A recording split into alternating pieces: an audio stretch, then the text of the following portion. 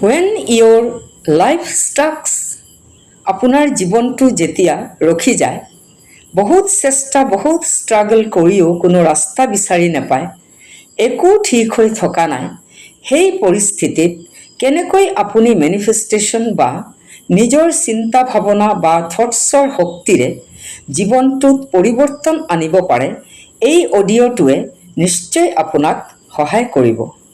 এতিয়া কথা হ'ল, আমাৰ জীৱনটো কিয় ৰখি যায়? প্ৰথম কাৰণটো হ'ল আমি নিজৰ ওপৰত বিশ্বাস হেৰুৱাই পেলাওঁ। দ্বিতীয় কাৰণ হ'ল প্ৰতিদিন আমি একে ধৰণৰ দুখ কষ্টৰ চিন্তাত ডুবি থাকোঁ। তৃতীয় কাৰণটো হ'ল আমি বেছিভাগেই মনে মনে ভাবি থাকোঁ মোৰ দ্বাৰা আৰু একো নহয়। এই চিন্তাধাৰাবোৰে কি কৰে জানেনে? আমাৰ চেতনাক প্ৰগ্ৰাম কৰে আৰু আমাৰ জীৱনটো এনেকৈ থাকি যায়। ল অফ এট্ৰাকশ্যন মানে হ'ল আপুনি যি ভাবে সেইটোকেই আপুনি এট্ৰাক্ট বা আকৰ্ষণ কৰে।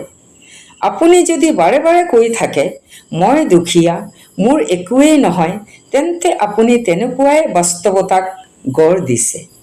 আৰু যদি আপুনি ভাবে মই সফল হয়, মই ধনী হয়, মোৰ জীৱনত সকলো ভাল চলিছে, তেতিয়া আপুনি ভবামতে আপোনাৰ জীৱনত সকলো ভালকৈ চলি থাকিব আৰু জীৱনটো খুব সুন্দৰ হ'ব। এতিয়া আপুনি মেনিফেষ্ট কেনেকৈ কৰিব? নিজৰ লক্ষ্য ক্লিয়াৰ কৰক প্ৰথমে, অৰ্থাৎ আপুনি কি বিচাৰে? চাকৰি, সম্পৰ্ক, টকা নে শান্তি? নম্বৰ 2, মনে মনে ভাবক আৰু চকু বন্ধ কৰি প্ৰতিদিন 5-10 মিনিট ভিজুৱেলাইজ কৰক। ভাবক যে আপুনি সেই লাইফটোত আছে।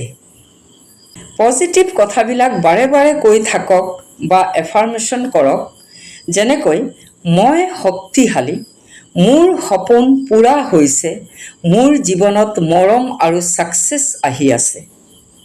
নম্বৰ 4, ইউনিভাৰ্চক লৈ কৃতজ্ঞ থাকক বা ধন্যবাদ দিয়ক যে মই যিয়েই পালোঁ তাৰ কাৰণে মই কৃতজ্ঞ।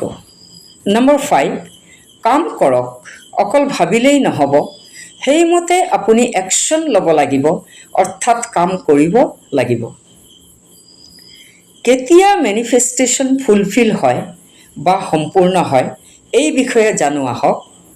বহুতে ভাবে মইতো 3 দিন এফাৰ্মেশ্যন কৰিলোঁ, একোৱেই নহ'ল।